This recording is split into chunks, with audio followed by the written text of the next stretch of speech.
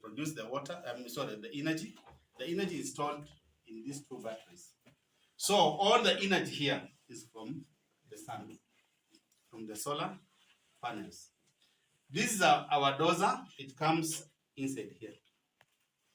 Let's talk what is inside here. What is inside here is sodium chloride, is brine. Brine is concentrated sodium chloride. Na ukisimama hapo uwe mzuri, usianguke. Usianguke. This is brine. This is sodium chloride. I put in here 15 kilograms of table salt. So this is very concentrated. Are we there? Now, what is this for? This brine, when it starts working, this is what happens. The water inside here is raw water, that water, okay? First, before it is taken out from here, it is treated. It is treated by the doser. The doser gets the brine from here in small doses. That's why it is called a doser. In small doses, gets the brine here. It doses inside here in the raw water. So this raw water, it has a very dilute sodium chloride. So we have the sodium here, and we have the sodium ions and the chloride ions inside here. Now, when it is dosed, this pump, there is a pneumatic pump. This is called a pneumatic pump. It's a very small one, but very strong. It's a pneumatic pump.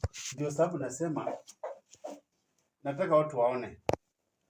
Sasa yule ataona vipi yule. Wewe. Hata mfupi mamangu. Sijapa mbele. Na wasichana na wakae karibu na baba zao. Sababu hawa jamaa siwaamini hawa. Hawa jamaa ni wabaya sana.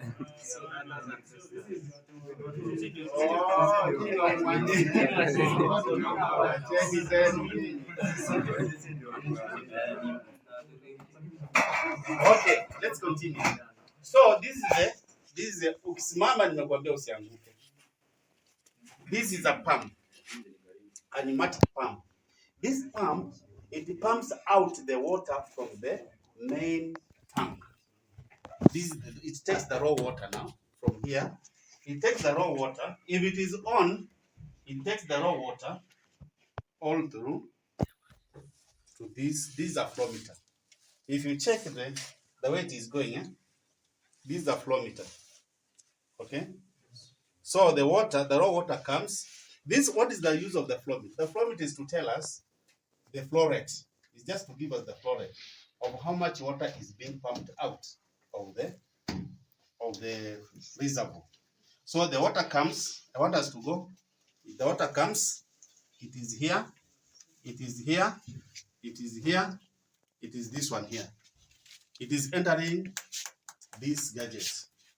This gadget is called a filter. This is a sand filter. It is a sand filter. What is inside here is sand of different sizes. It's a sand of different sizes. It was put inside imejaa hapa. Okay? So this pipe, which is from the water from here, this is what happens. This pipe has gone down. Iko down kabisa, iko huku chini. This one. So it empties at the bottom. Are we there? And then the water filters up by the force. It comes, inakuja, inaingia na hapa. Angalia. So it is being, the water there, as it is coming up, it is being filtered. The particles are remaining down. So by the time it reaches here, it is clean water, has no particles. This is filtration, just like filter, the one you filter. So it comes through here. Not this one, please. Check, there's another one. Apart from this, there's this. It comes through here. This is clean water without particles. It comes all along. It comes up to here. Now, still this water, what does it have? It has sodium chloride. It has been treated. Although the sodium chloride which has been dosed inside, if you test it, you may not feel the taste. You may not get the taste. It's very dilute. But the sodium and the chloride ions are there. Okay? When it comes to this one now, this is where the chemistry starts. When it comes inside here, this is what we call electrolytic cell. This is an electrolytic cell. It has the positive and the negative. Okay, the anode and the cathode. So inside here, the water has sodium ions and the chloride ions. The chloride ions are negative, isn't it? Yeah. So when it gets here, in the what? In the anode, is it? Yeah. Is it the anode? The positive one is Anode. the anode. It is the chloride ion is oxidized. Are we there? Yes, there is oxidation here. The chloride ion negative, it is oxidized. When it is oxidized, what does it become? It becomes chlorine. When it is chlorine now, because there is a presence of water inside here, the chlorine combines with the water to form hypochlorous acid. Hypochlorous acid, if you write the way it is written, it's written ClO.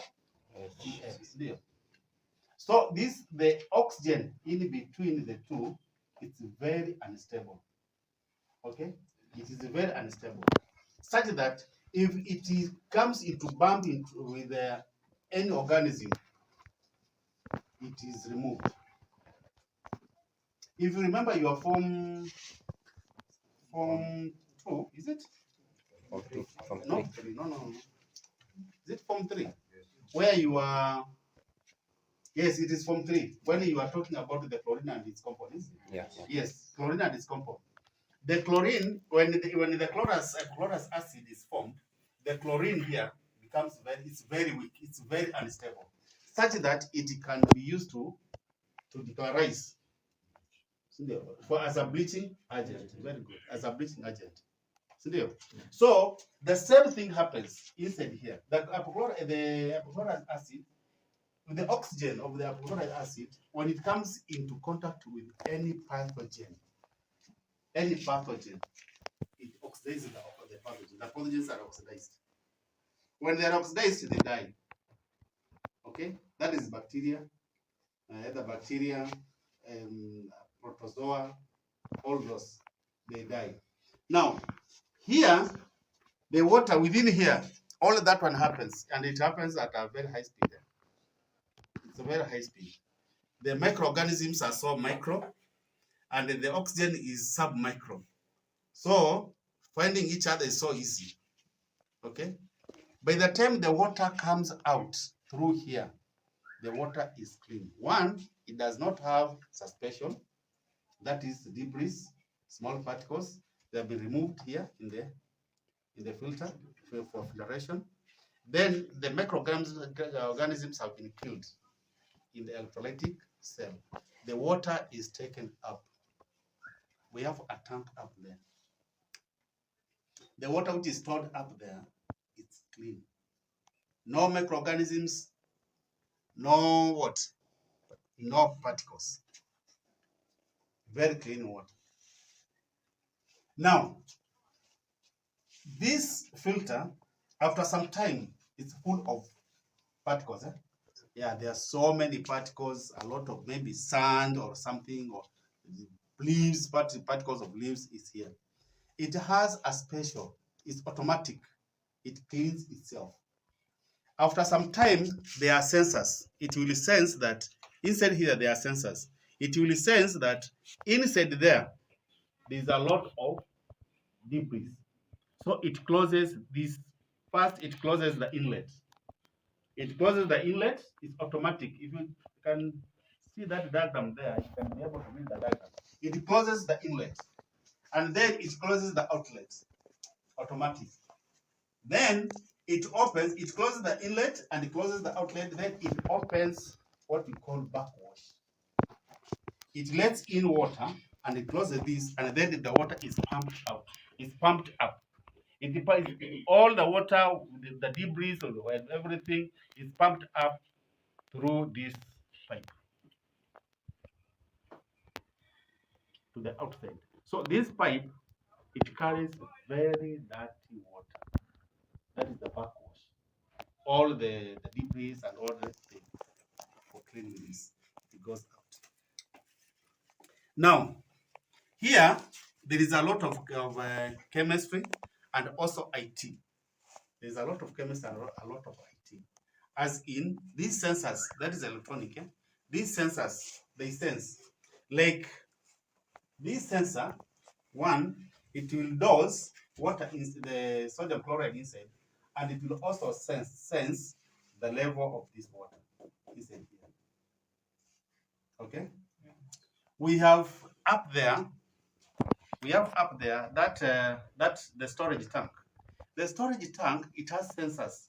When it is full or when it is, like now, if you check, this is our processor. This is our processor. It also opens.